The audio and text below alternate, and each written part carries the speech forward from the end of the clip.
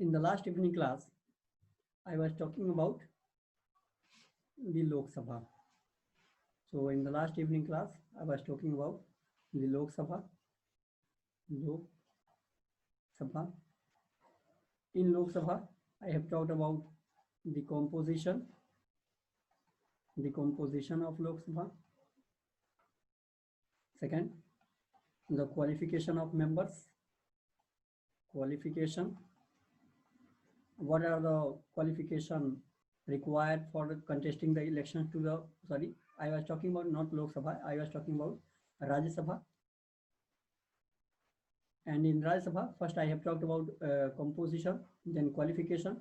Qualification under constitution, what are the qualifications required to contest the elections to the Rajya Sabha in the constitution. The qualification required under constitution. So under constitution, and the qualification required under Representatives of the People's Act 1951, Representatives of People's Act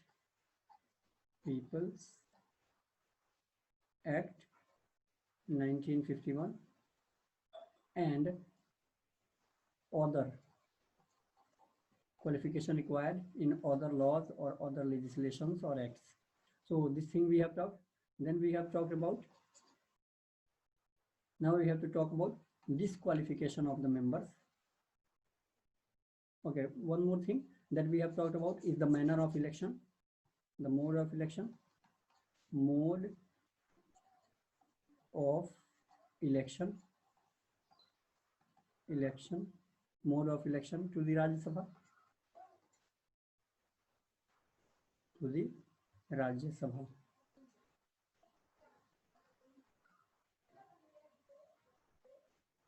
Then next we have to talk about the disqualification.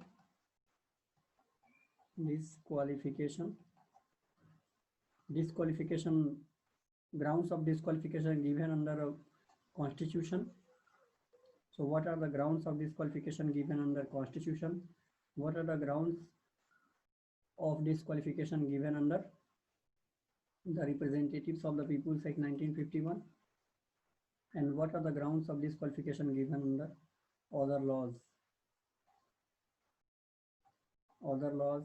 and especially anti-defection law,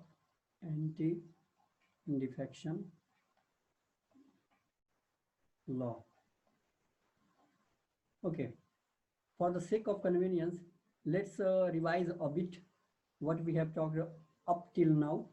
So in composition,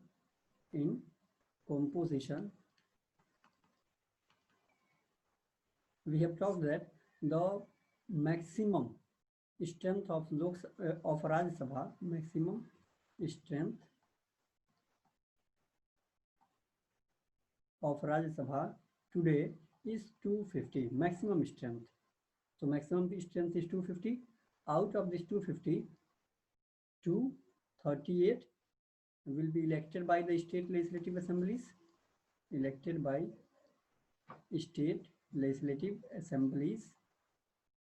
and so let me write in this way.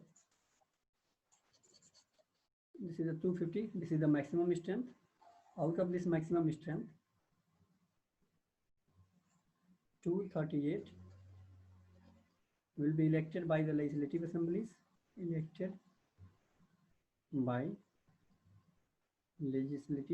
state legislative assemblies. Let me erase state because here there are 2 union territories also. 2 union territories, even their members are also elected by simply legislative assemblies, so that we can include states and union territories both. So legislative assemblies.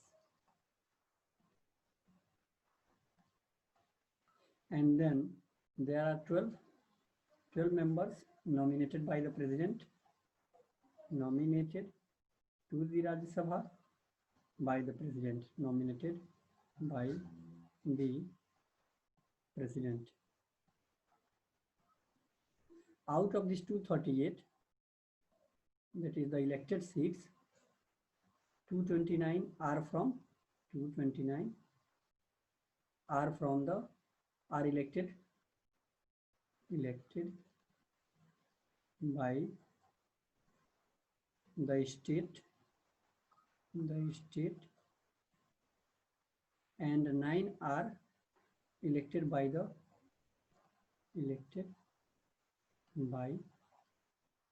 union territories.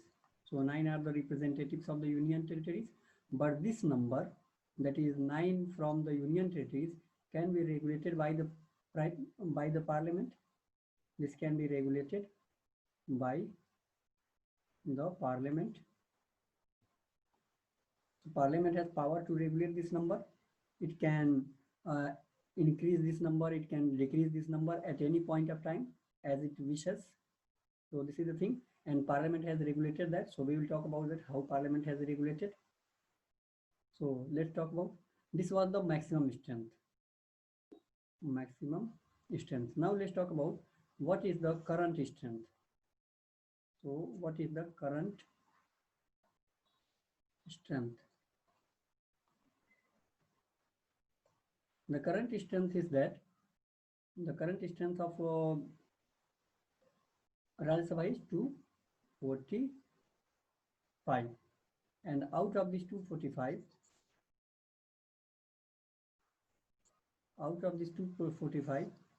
229 are from the states, especially let me write this, 233 are from the states and union territories, elected members, and 12 are nominated. 12 are nominated by President of India. So President of India has power to nominate 12 members to the Rajya Sabha, while other 233 members are elected. And elected by whom? So out of this 233, 229 at present are elected by the state legislative assemblies, elected by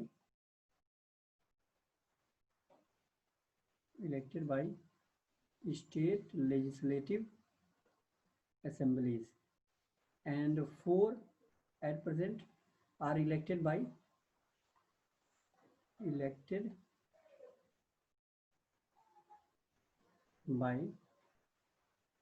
the union territories, and there are only 2 union territories that have the seats in the Rajya Sabha. First is Delhi. Second is Puducherry. How many seats does Delhi Legislative Assembly has? So tell me, how many seats do Delhi Legislative Assembly has, or Delhi Union Territory has in the Rajya Sabha?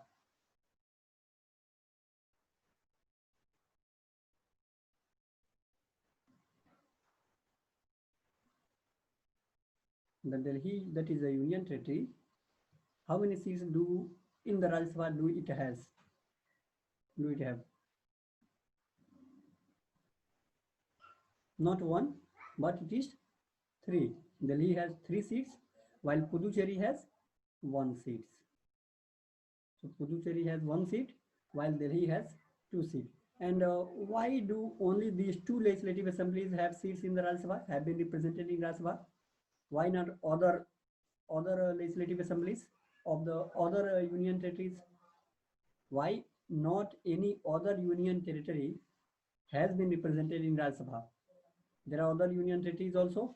For example, Dadar Nagar Haveli, Daman Diu, Chandigarh, Lakshadweep, Andaman Nicobar. These have not been represented in Rajya Sabha, but only Delhi and Puducherry have been represented in Rajya Sabha. Why?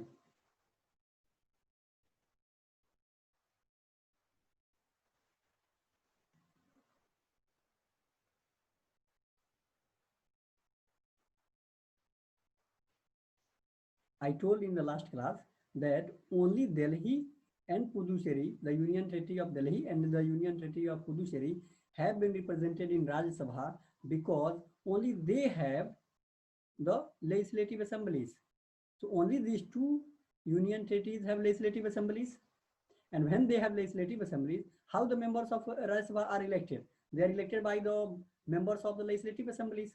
And other union territories like Daman Diu, Dadar Nagar, and Chandigarh, they don't have legislative assemblies. So this is the reason that they have not been represented in the Rajya Sabha. But Delhi has its own, though it is a union territory, but it has a legislative assembly. And in the same way, Puducherry, though it is a union territory, but it has its own legislative assembly, so it has been, you can say, represented in the Rajya Sabha. In the same way, even now Jammu Kashmir, earlier it was a full-fledged state. Now it has been, you can say, Jammu and Kashmir has been bifurcated into two.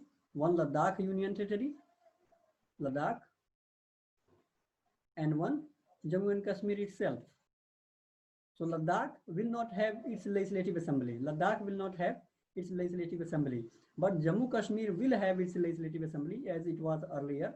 And this was the reason that if the seats is allocated to the Jammu and Kashmir, that we don't know what is the status today. But if it is allocated, even Jammu Kashmir will become a union territory having representation in the Rajya Sabha. So this is the reason that only these at present only these two, that is Delhi and Puducherry union territories, have legislative assemblies, and the members to the Rajya Sabha are elected by the legislative assemblies. So only these two have been represented in the Rajya Sabha. So this is the thing. Now one more thing that I have to tell you about, that these 233 seats that are elected in the Rajya Sabha, the their allocation has been given in whom?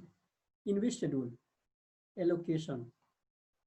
That how many seats out of these 233 will be given to which state or which union territory?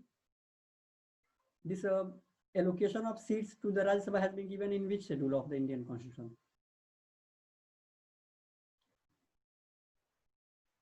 We know that at present the strength of Rajya Sabha is not 10th schedule, it is a 4th schedule.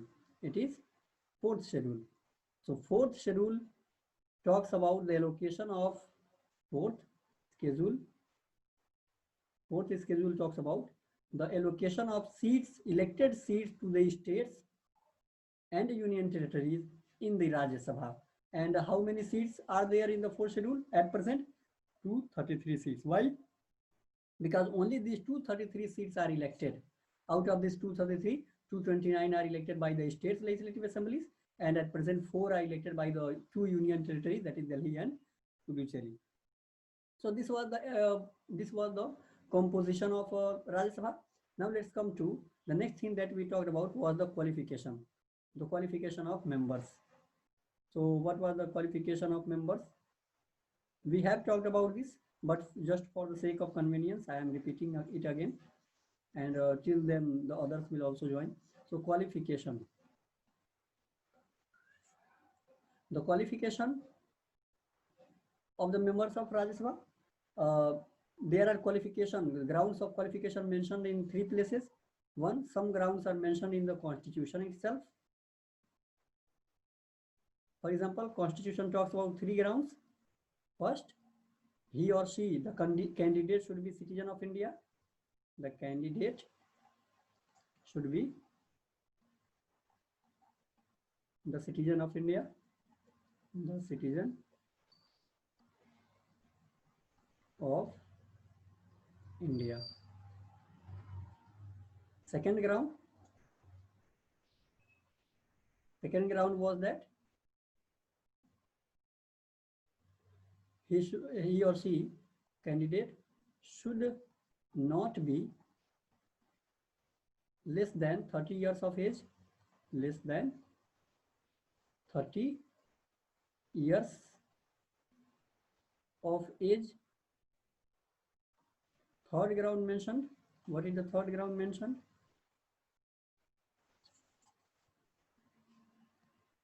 The third ground is that he or she, candidate, shall not hold shall not hold any office of profit, any office of profit, any office of profit.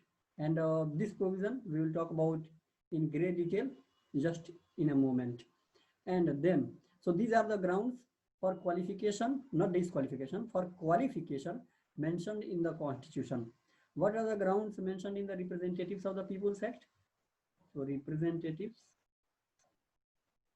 let's talk about Representatives of People's Act 1951, People's Act 1951. It also talks about some grounds. The first ground and very important ground was that the candidate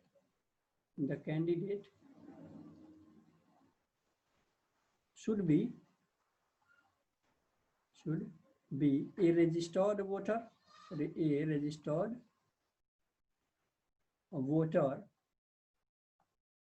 voter in the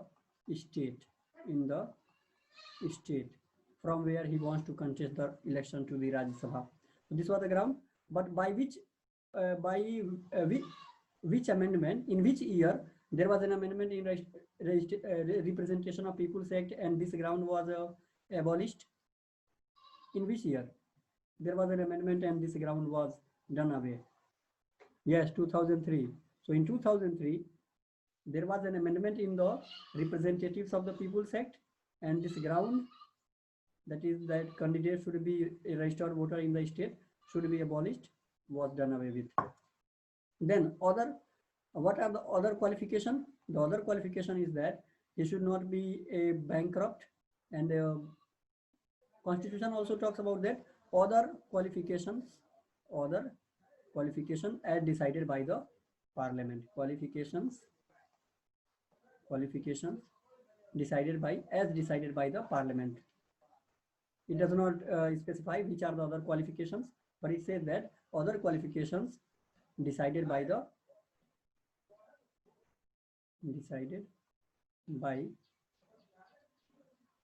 Parliament. So these are the qualifications. Now we have to talk about office of profit, that a contestant, a candidate to the seats of Rajya Sabha should not hold office of profit. So what do we mean by office of profit? Let's talk about in a detailed manner. So office of profit. Office of profit, as the Constitution says, and there was a question on office of profit in 2019 prelims. In 2019 prelims itself, there was a question on office of profit in the prelims examination, UPSC prelims. There was a question on office of profit. So the Constitution mentions office of profit as a third ground for qualification to contest the election to any you can say legislative body. So what do we mean by office of profit? So Constitution says a candidate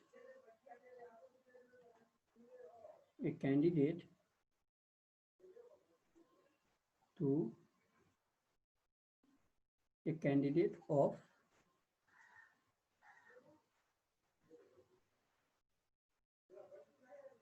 Parliament shall not hold any office of profit,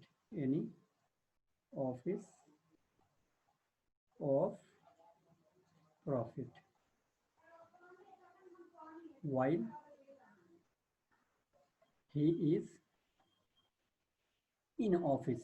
After that he can hold, but up to the time when he is for the time being, when he is the candidate of the Parliament, he is the representative of the Parliament, he is the member of the Parliament, he shall not hold any office of profit while he is A, he is a member of parliament, member of parliament, or he wants to contest, he wants to, sorry, as soon as he is elected, we can say as soon as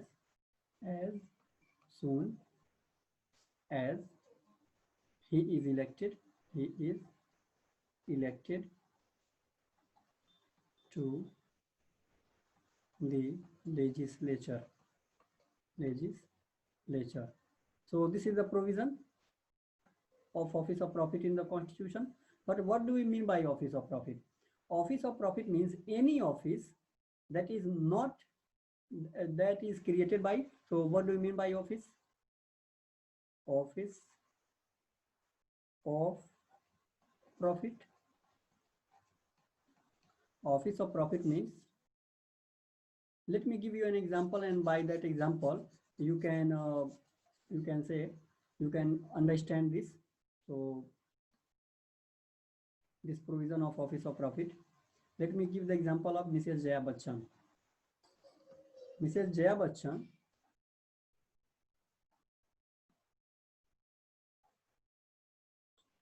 was a parliamentarian, was a member to Lok Sabha at the time, member to Lok Sabha. So Mrs. Jaya Bachchan was a member to Lok Sabha, and at the time itself, she was appointed the chairperson of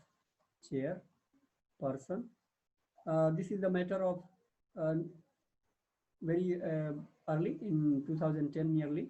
So Mrs. Jaya Bachchan was a member to Lok Sabha, and she was appointed chairperson of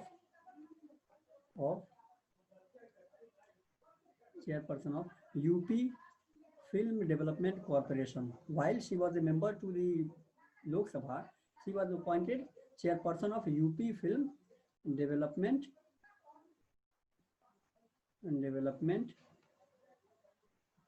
Corporation.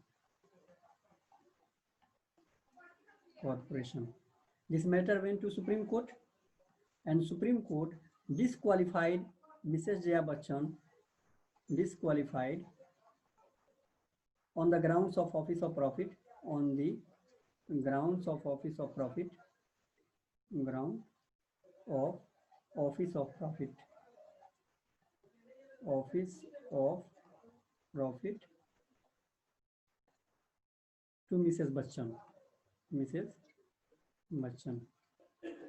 Supreme Court says that while you are a representative of the people in the legislature, you cannot hold any office of profit. And Supreme Court gave definition also, because this term office of profit has not been defined by the Constitution. So Supreme Court tried to give a definition, tried to give a meaning of office of profit. What do you mean by office of profit? It said that, what do you mean by office of profit? So Supreme Court, in the words of Supreme Court, in the verdict of in the case of Mrs. Jaya Bachchan versus state you can say state of UP. In this case, Supreme Court gave the definition of office of profit. So what is the definition? Let me tell you. Office of profit. The definition is, first, Supreme Court said, if a person is said to be holding an office of profit, he should satisfy 5 requirements. So he should satisfy 5 requirements. If these 5 requirements are satisfied, then a legislature can be said to be holding an office of profit. These 5 requirements are, first, there shall be an office. There shall be, it means there should be an office, shall be an office. And what is an office? An office is an office that has its independent existence. That is, its life is not dependent. Office that has its own independent existence.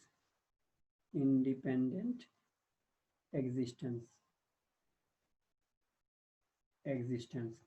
So an office is an office that has its own independent existence. That is, what do you mean by independent existence? It means that its life is not, its life is not, or its independence or its existence is not decided by the holder or depend upon the holder of the office. Dependent on its holder. So Supreme Court said there shall be an office. The first requirement is that there should be an office. Suppose I am a member to the Lok Sabha and someone files an application, a plea in the Supreme Court that this person is holding an office of profit, but I am not holding any office. So how it will be decided as whether I am holding an office of profit or not? Supreme Court said there shall be an office of profit. If there is no office, there shall be an office. If there is no office, then there is no matter of office of profit. So there shall be an office. This is the first requirement. Second requirement is that the office should be created by, the office that the parliamentarian is holding should be created by, shall be or must be created. So let me write the correct word. Must be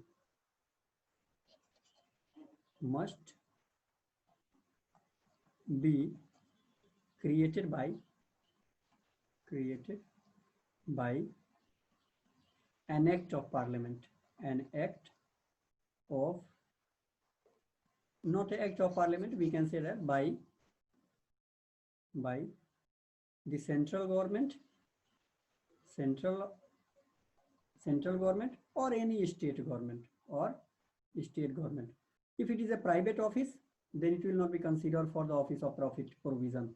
But if it is an office created by the central or state government, then it shall be considered that whether this office is office of profit or not.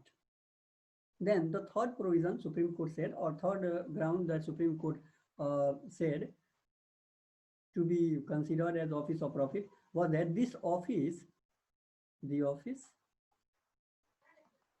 shall be or should be an office of profit.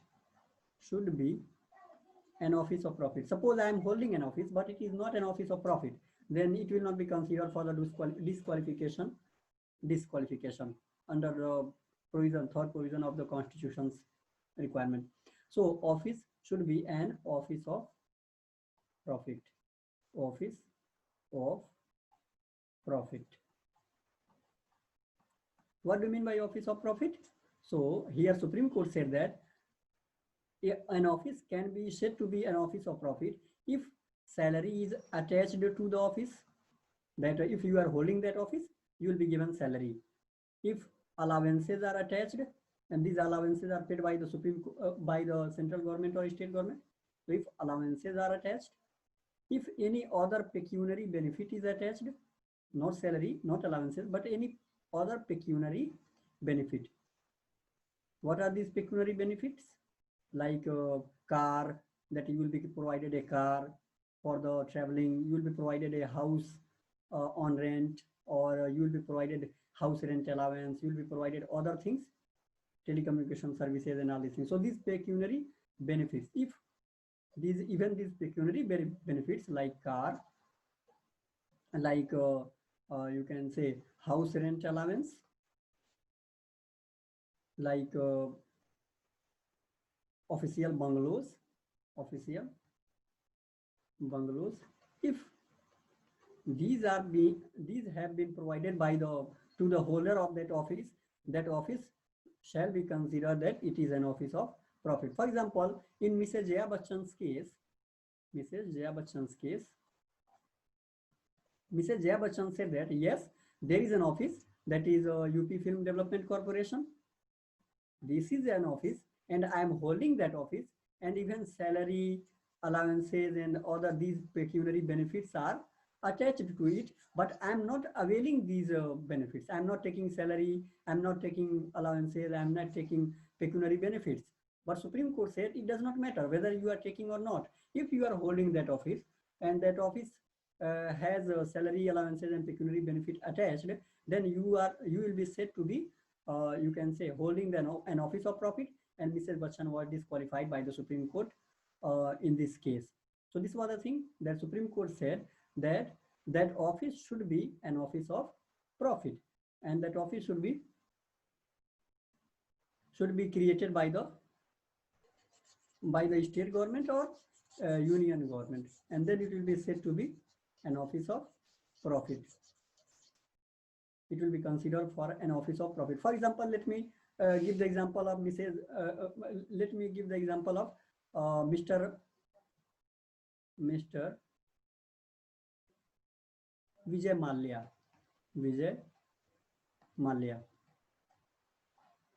Mr. Vijay Mallya, he was nominated to the Rajya Sabha, and you know that whether elected or whether nominated, no representatives of the parliament can hold any office of profit. But Mr. Vijay Mallya was the chairman and director, director of United Breweries, Kingfisher and all these brands. So United Breweries. But he was not disqualified on the basis of office of profit. Why? Because yes, Mr. Vijay Mallya is a member to Rajya Sabha. He was nominated to Rajya Sabha, and he was holding even this office also, that he was the chairman cum director of United Breweries. That was his company, and this company United Breweries was giving him salary, remuneration, was giving him allowances, cars, and all these other pecuniary benefits, official bungalows and all these things. But Mr. Vijay Mallya was not, you can say, not disqualified as a member to Rajya Sabha. Why? Because yes, this chairmanship of United Breweries is an office, but this office is not created by it is a private office. It is a private corporate office. It was a private corporate office, because it was not created by the central government or any state government. So this was the reason why Mr. Vijay Mallya and many others, there are many other examples, these people were not, you can say, disqualified on the grounds of office of profit. But Mrs. Jaya Bachchan was disqualified because she was holding an office that was created by the UP government, chairmanship of UP Film Development Corporation. He was the chairperson of UP Film Development Corporation, and this office was created by the you can say state government, and there was salary allowances, though she was not taking the salary allowances and all these pecuniary benefits, but salary allowances and pecuniary benefits were attached to that office. And so this was the reason that why she was disqualified on the basis of this. One more thing that you have to remember, as I said, that this office, UP Film Development Corporation, was an office. Why it was an office? Tell me. Recently I told that what is the definition of an office. So why UP Film Development Corporation, this was considered an office? Chairmanship of UP Film Development Corporation, why it was considered an office?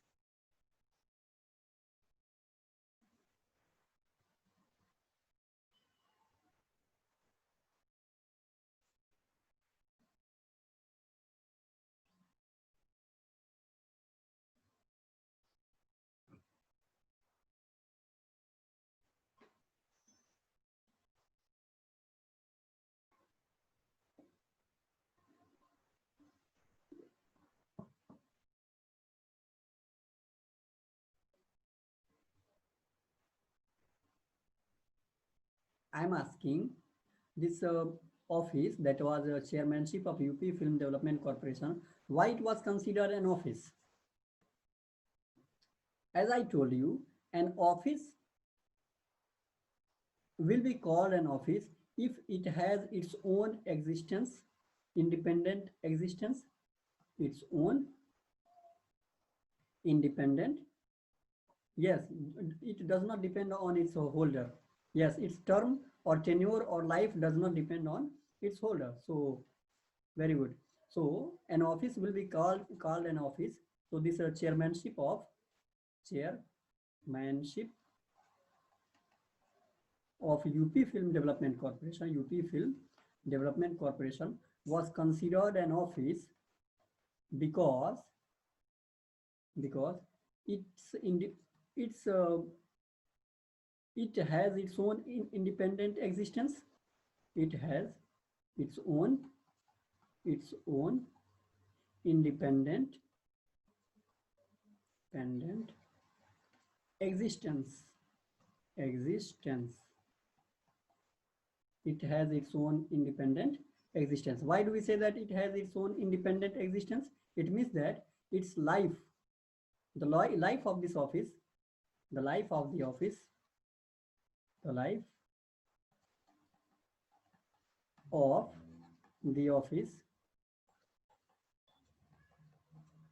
does not depend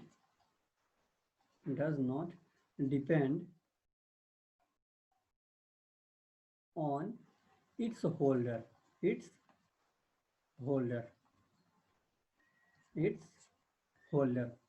So these are the two requirements. If these requirements are fulfilled, then an office will be considered an office.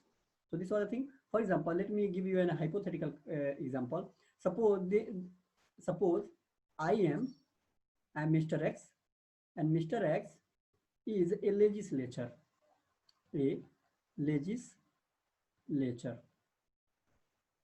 That is a member of legislature,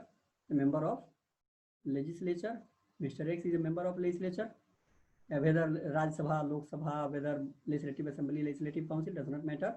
So he is a member of a legislature, and he, to acquaint him, suppose he was aspiring to become a minister, but he was not made a minister, and then an office was created just for Mr.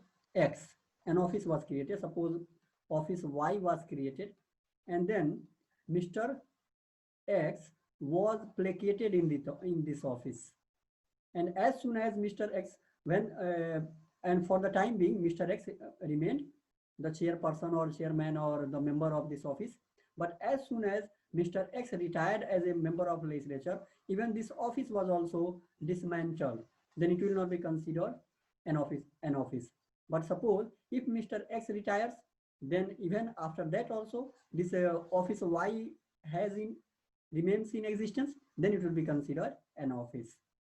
So this is the thing. For example, let me give you a political drama that happened in Delhi Legislative Assembly after the election of Mr. Kejriwal as a chief minister and Aam Aadmi Party as the major dominant party in the Delhi Assembly. So let me give you an example of that.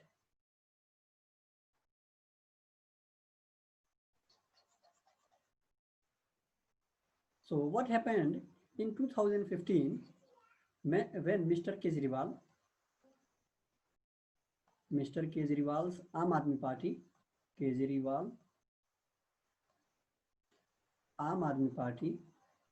when it got majority and it was elected to Delhi Assembly when Mr. Kejriwal became the chief minister of Delhi for the second time. What happened that some of the MLAs, nearly 12 or 20, I'm not recalling the exact number, 12 or 20 MLAs of Aam Aadmi Party. So 12 or 20 AAP MLAs, they were appointed as, they were the member of Legislative Assembly, and they were appointed as, you can say, legislative secretaries. They were appointed as legislative secretaries. And then this matter was brought by the opposition, major opposition, BJP and Congress in Supreme Court, that these MLAs should be disqualified because they are the member of Legislative Assembly and they are holding an office of profit, that is the membership of Legislative Assembly, a legislative secretary. So apart from being the member of Legislative Assembly, they are even legislative secretaries also. So they should be disqualified on the grounds of holding office of profit. Then Supreme Court listened this matter and it again reiterated the same thing, that there should be an office to disqualify a member of a legislature member from his office, there should be 5 requirements: that there is an office, the office is created by the union government or state government, it has some pecuniary benefits attached with it, and it is an office of profit. So these things were again reiterated, and then there was a lot of political drama in Delhi Assembly, and these members were first disqualified. Then again, this matter went to Supreme Court, and this matter went on for a long time. And then Supreme Court decided no, it is not an office of profit, because as soon as these MLAs will leave their office, even these legislative secretary post will also become vanish, because it has been created just for the party itself, to placate its MLAs that they don't become dissatisfied with the party. And as soon as they will resign, even this post will also, this office will also get dissolved. So this is not an office of profit, and this matter was settled. So I am giving these examples to make you understand. So do you understand this? Did you understood? Did you understand this whole thing, the funda of office of profit? Okay, thank you. So let's talk about the next thing. The next thing is, so we have talked about office of profit. What is the requirement of this provision of office of profit? What is the requirement? Requirement of the provision. What is the requirement of this provision of office of profit? Office of profit provision. The requirement is to insulate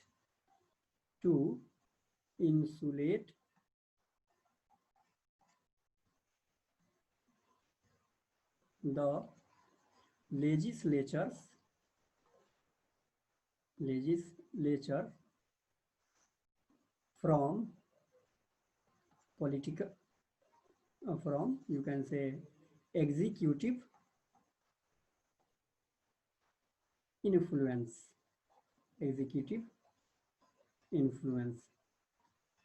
And second,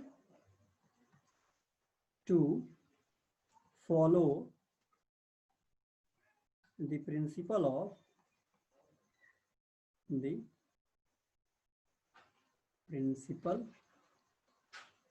of separation of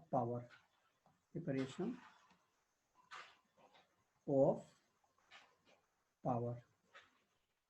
Okay, so these are the 2 requirements. Why this office of profit provision is that? So why? Let me tell you. You know that there is a doctrine of separation of power, and doctrine of separation of power says that not all power should be concentrated in one single authority. That executive, it says that executive power should be only with the executives. Legislative power should only lie with the legislature, and judicial power should lie with judiciary. So let me give you an example, and by that example, let me make you understand this whole need of office of profit provision. Suppose Mr. X was appointed to Lok Sabha as an MP. So Mr. X was appointed as Lok Sabha as an MP. So as an MP, what he will do? What is his major function? So tell me, if a person is appointed to a legislature, what is his major function? If a person is appointed, if a person not appointed, if a person is elected to any house of parliament or any house of state legislature, what is his major function?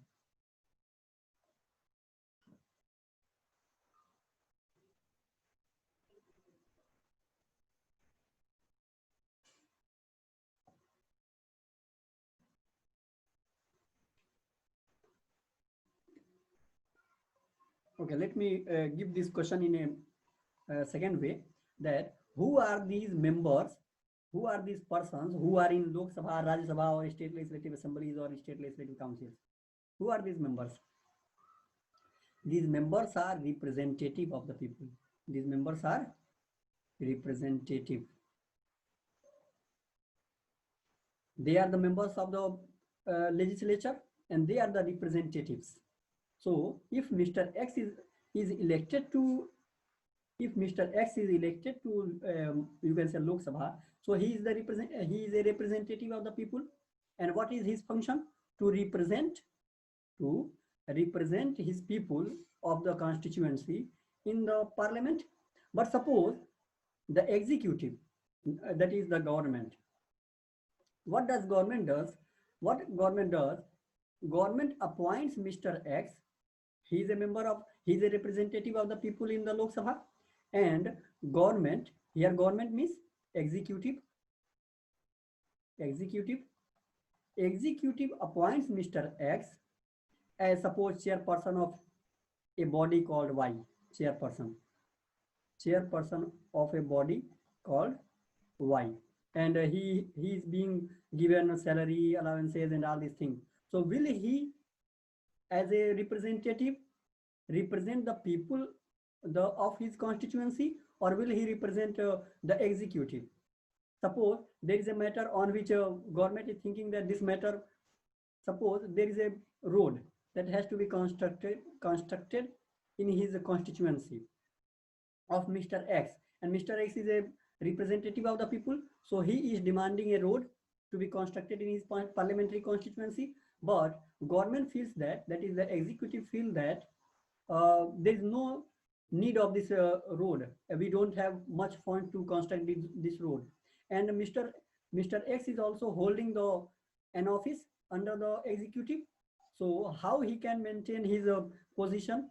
He will be influenced. He will think that if I go against the orders of the government, against the wishes of the government, government may snatch this position, this office from me, and so he will not represent the people.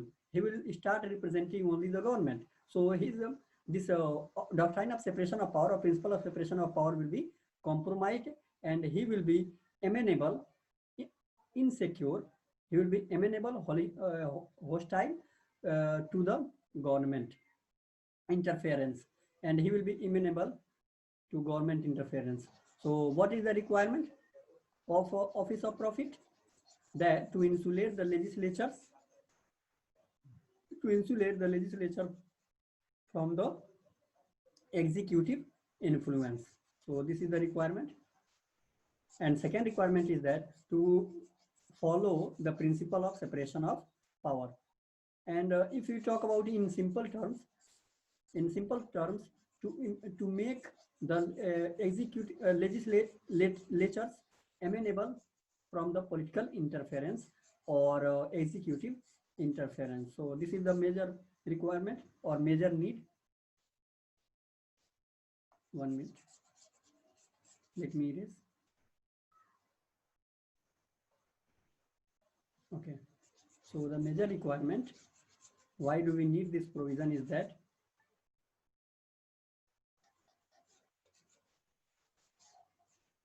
so that these two provisions are there, so that the legislators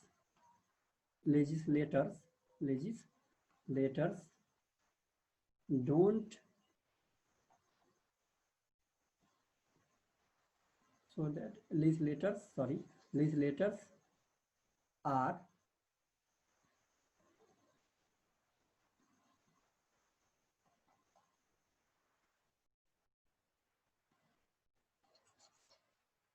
not amenable, that is insecure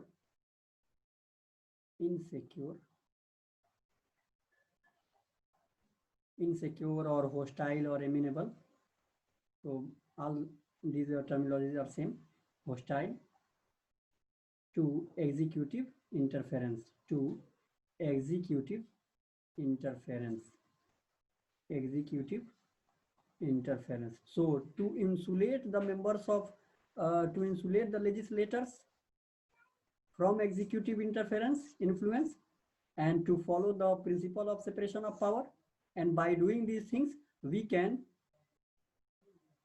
prevent the legislators becoming amenable or insecure or hostile to the executive interference. So this is the requirement of office of profit I hope you understood everything about office of profit. And there was a question. We will talk about the question. What was the question?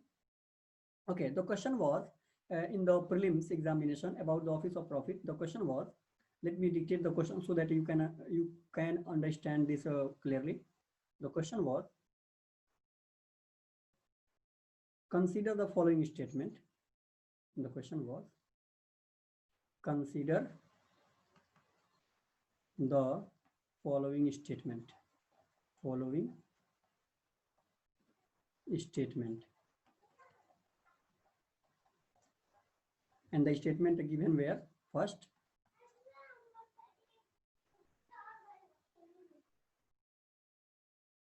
a legislator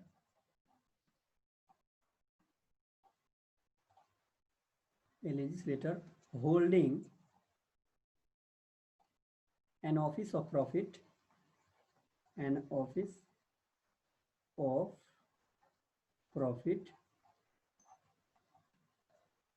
can be disqualified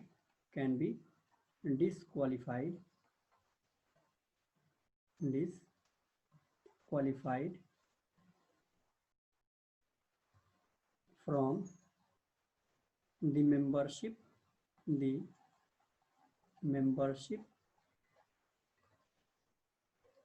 of the house. Here house means legislative assembly, legislative council, or Lok Sabha or Rajya Sabha. And second statement was, the term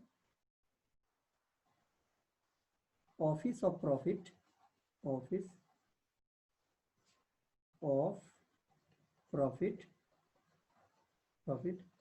has been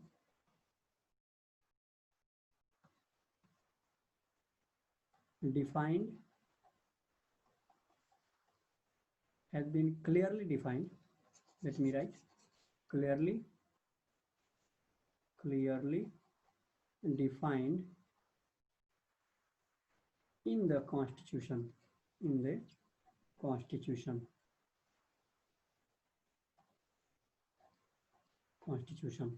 And on the basis of this statement, the question is, which of the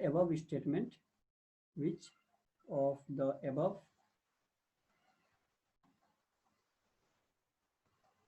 are or is true?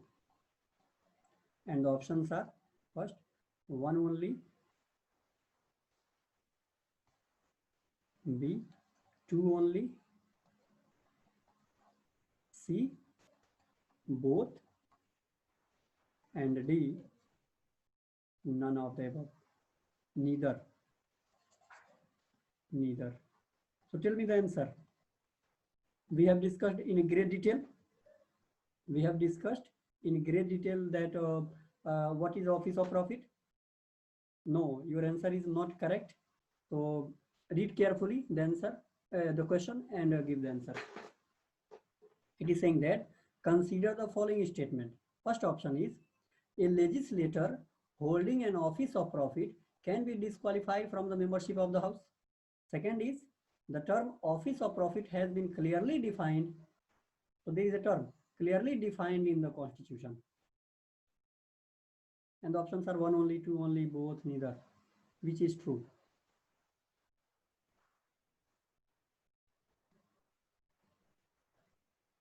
Yes, very good. One only. Why? Because though Constitution under qualification says that a member of any house should not hold office of profit, but it does not define what do we mean by office of profit. The term office of profit was, you can say, made sensible by the Supreme Court, by the decision of Supreme Court, not the Constitution. Constitution only talks about the term office of profit. It does not define what do we mean by office of profit. While Supreme Court defined what do we mean by office of profit, what are the provisions of office of profit, and all these things. Okay. So this is the thing that we have to remember. This question was asked in prelims, UPSC prelims. Now let's come to our next thing, that is disqualification. So what we have talked till now, we are talking about Rajya Sabha.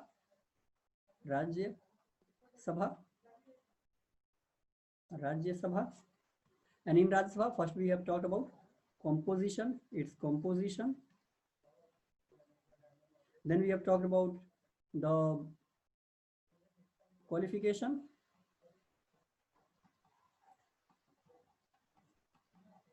Then we have talked about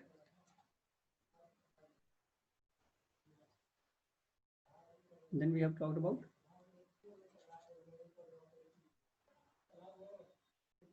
manner or mode of election.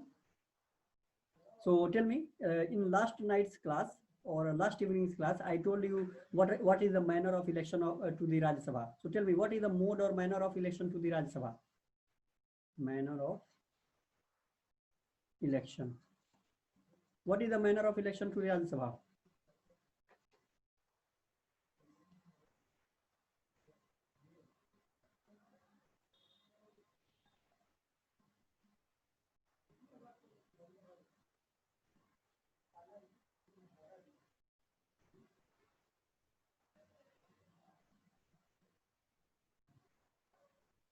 Tell me, what is the manner of election to Rajya Sabha? How the members of Rajya Sabha are elected? What is the procedure, or what is the manner or mode?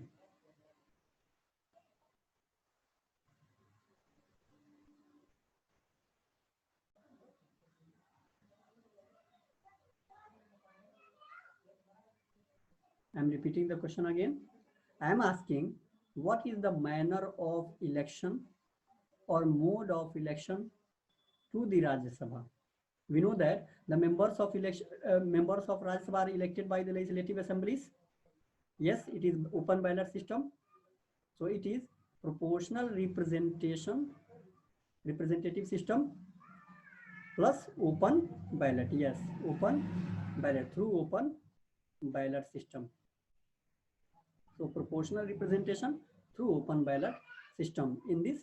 So, and they are elected by the legislative assemblies, whether legislative assembly of the states or whether legislative assemblies of the you can say legislative assemblies of the union territories even, because Delhi and Puducherry have their legislative assemblies.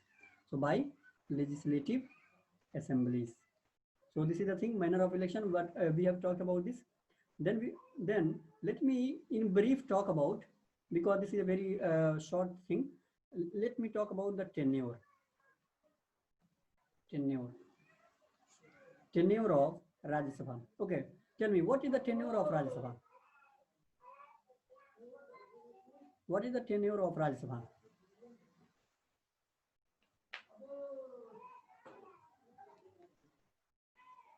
That is, what is the time, you can say, period for Rajya Sabha?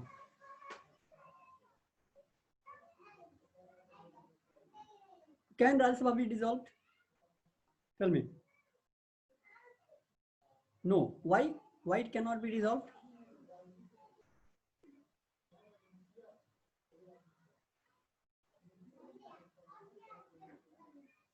Because it is a permanent house. Because it is a permanent house. Simply, it is a permanent house. So it is a permanent house of Indian Parliament, and it cannot be dissolved. Why do we say that the Rajya Sabha tenure is permanent and Rajya Sabha cannot be dissolved? Because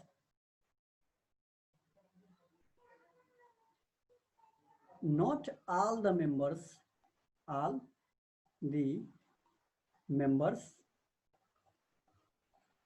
Rajya Sabha retire simultaneously.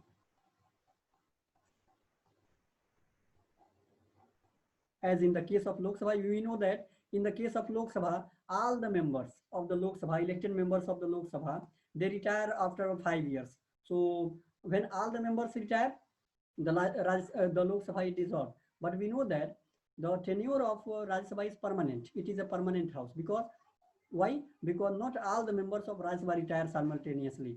One third of the members, to maintain that Rajya Sabha is a permanent house, only 1/3 of the total membership of the Rajya Sabha, 1/3 of the members of Rajya Sabha, members of Rajya Sabha retire every second year. Every second year. Recently, there was election of, to some seats in the Rajya Sabha. So this is the reason. So 1/3 of the members of the Rajya Sabha retire every second year. And if you subtract 1/3, then you find that there is 2/3 remaining. 2/3. So 2/3 is more than 60%, 66%. So it is more than 66%. And this is the reason that why more than 66% means absolute, more than absolute majority. And when it is more than absolute majority, so Rajya Sabha always remains there. So it becomes a permanent house, because not all the members get retired simultaneously, that is in one go. And to maintain the permanency of the Rajya Sabha, only 1/3 members of the Rajya Sabha retire every second year, and 2/3, that is the majority. That is special majority, not only majority, it is special majority. It remains there always. So Rajya Sabha becomes a permanent house. But let me ask you, what is the tenure of members to the Rajya Sabha? Members. It was the tenure of, here we are talking about the tenure of Rajya Sabha. But I am asking, what is the tenure of members to the Rajya Sabha?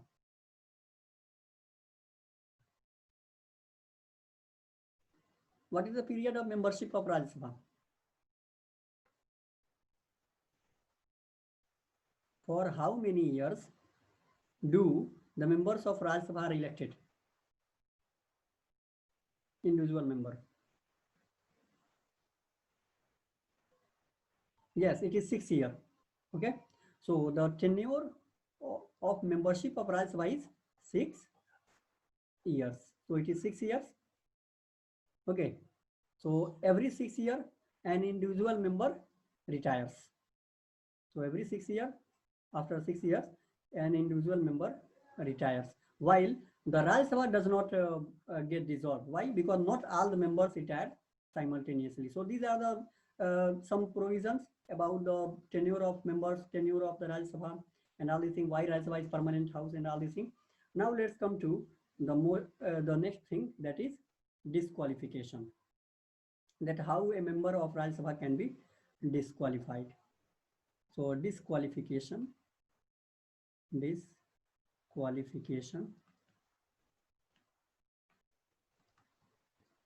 of members of Rajya Sabha. So as I have told already many a times, in short, that the ground of disqualification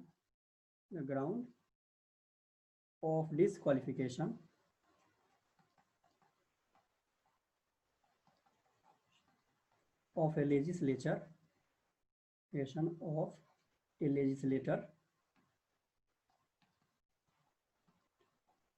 are mentioned at 3 places. First, in the Constitution itself, Constitution. Second, in the Representatives of the People's Act. So some grounds of disqualification are mentioned in Representatives of the People's Act 1951. Some grounds are mentioned in anti-defection law,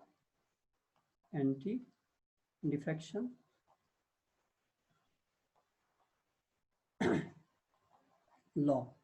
So this is the thing, that the ground of disqualification of a legislator are mentioned at 3 places. First, in the Constitution itself. Second, in Representatives of the People's Act 1951. And third, anti-defection law. Sorry, anti-defection law. So this is the thing. Now let's talk about what are the grounds mentioned in the Constitution. So Constitution says that a member or a legislator can be disqualified from the House if his nature of citizenship changes. Nature of citizenship. What do you mean by nature of citizenship? The status of citizenship. Suppose yesterday he was the citizen of India, then he was elected to Lok Sabha, Rajya Sabha, or any legislative assembly or legislative council. But today his citizenship has changed. Now he has become the citizen of Canada. So his membership will also get removed. So he will be disqualified from holding the office, holding the membership of the house. So change in nature of citizenship. So if there is a change in nature of citizenship, change in the nature of citizenship,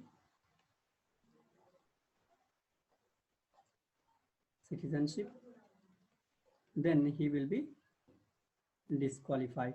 First thing, let me give you a very interesting thing. Some years earlier, I hope last year itself, there was a news about Rahul Gandhi that his citizenship has changed. He is no more a citizen of India, and due to this thing, this was a fake or this was a hoax information, that was a rumor that was spread. But and then there was a demand. Some people were demanding that Rahul Gandhi should be disqualified from, because he is an MP to Lok Sabha from Wayanad in Kerala. So there was a hue and cry about that he should be disqualified because his citizenship has changed. Though it was a rumor, just for the sake of understanding, I am telling you. So this was the thing. Because why? Because in the Constitution itself, Constitution says that only a citizen can be member of legislature, and if the nature of his citizenship changes, he should be disqualified. Second thing that Constitution talks about is that for change in nature of citizenship. Second, if he has given a false age proof, So this may be there. So though it is a criminal offense also. So, but if he has given any other things, but let me give you a very good example. Suppose if he has filed a wrong affidavit. So in representatives of the people side, we will also talk about that. When he is filing the nomination papers, if he has given a wrong information, faulty information or false information, then also he can be disqualified. But first we are talking about the Constitution. So the Constitution talks about that if there is a change in the nature of citizenship, then the member can be disqualified, legislator can be disqualified from the house. Second, if he is holding an office of profit, we have discussed this earlier also. So office of profit, if he is holding an office of profit, then also he can be disqualified. And third reason that has been given in the Constitution is that a legislator can be disqualified by any other law if he violates any other law of the Constitution. So by any other law, under the provision of any other law. So suppose there is a law X and it has a provision A, and under this provision, if you violate this provision, you can be disqualified. Then the member can be disqualified. Even Constitution talks about this. So under any other law made by the Parliament, any other law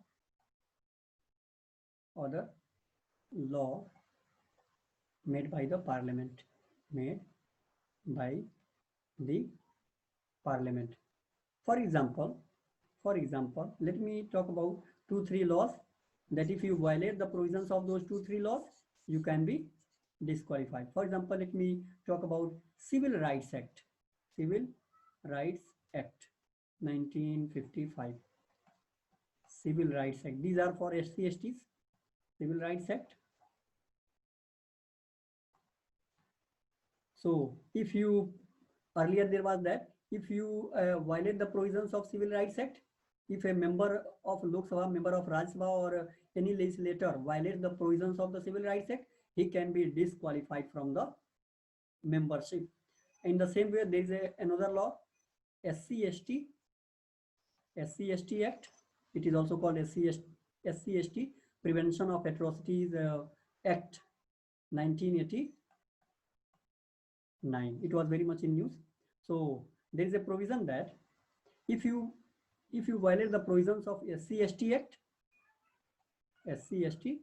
1989, then also you can be disqualified. And what are the provisions? The provision is that if you preach untouchability, if you preach untouchability, you say that we should follow untouchability because it is an age old tradition. If you say this, then also you can be disqualified. So if you preach untouchability, if you justify untouchability, you say that untouchability is good because it is an age old tradition and all these things, then also you can be disqualified. So justify untouchability. If you you can say commit atrocities on the atrocities on SC/STs, atrocities, then also you can be disqualified. So though constitution is not talking about this law is talking about this, but constitution is saying that under any other law made by the parliament, if it is decided that if you violate those provisions, then you can be disqualified, then you can be disqualified. So these are the things. Now I hope you understood this. The first provision, that what are the grounds of disqualification under the constitution. Did you understood? Did you understand?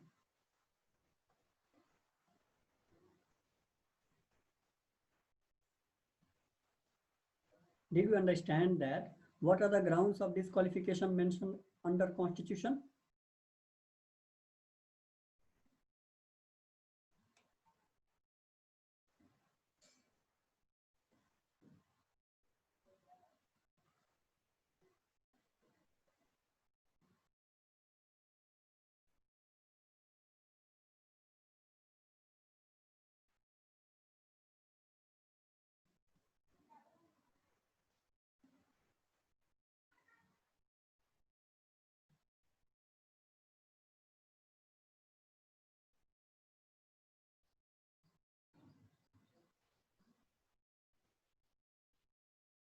Did you understand the grounds of disqualification mentioned under constitution?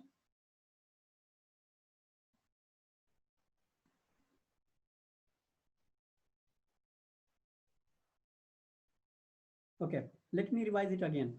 I am saying that there are the grounds of disqualification of a legislator are mentioned at three places. First place is the constitution itself. Constitution talks about some of the grounds that how a member can be of a legislator can be disqualified. Constitution says first ground is that if there is a change in the nature of citizenship. If there is a change in the nature of citizenship. Second, it says that if the legislator is holding office of profit. And what is office of profit? We have had a detailed discussion. And third is under any other law, if he violates any other provisions of any other law that explicitly says that he shall be disqualified if he violates that, he or she shall be disqualified. So any other law made by the parliament, and for example, if you violate the Civil Rights Act, the provisions of Civil Rights Act that is related to the rights of SC/STs. Later, this Civil Rights Act was made more stringent by SC/ST Act 1989, and this says that if you preach untouchability, if you justify untouchability, if you commit atrocities on the SC/ST, then you can be disqualified. Then, so these are the provisions that say that if you can be disqualified by the constitution itself, under the constitution, if you violate these provisions. Now, so I hope this is enough for today because the laptop is not charged. यहाँ light की problem थोड़ी सी चल रही है. हम लोग फिर शाम को मिलते हैं 8:45 पे.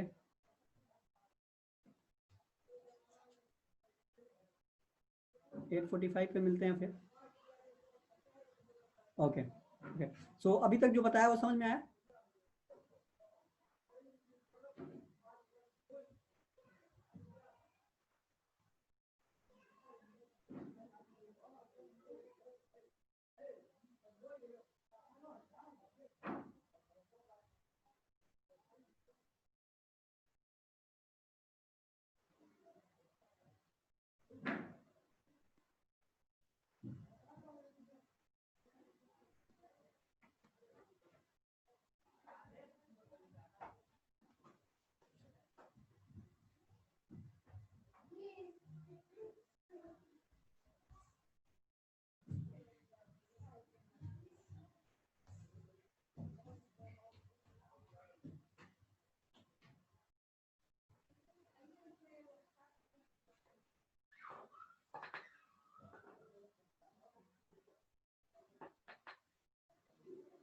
ओके, सो बाकी बाकी सब हम लोग शाम को देखेंगे, बाकी अदर ग्राउंड जो है डिस्क्वालिफिकेशन के, कि क्या रिप्रेजेंटेटिव्स ऑफ पीपल्स एक्ट में क्या क्या ग्राउंड दिया हुआ है and all this things. So this things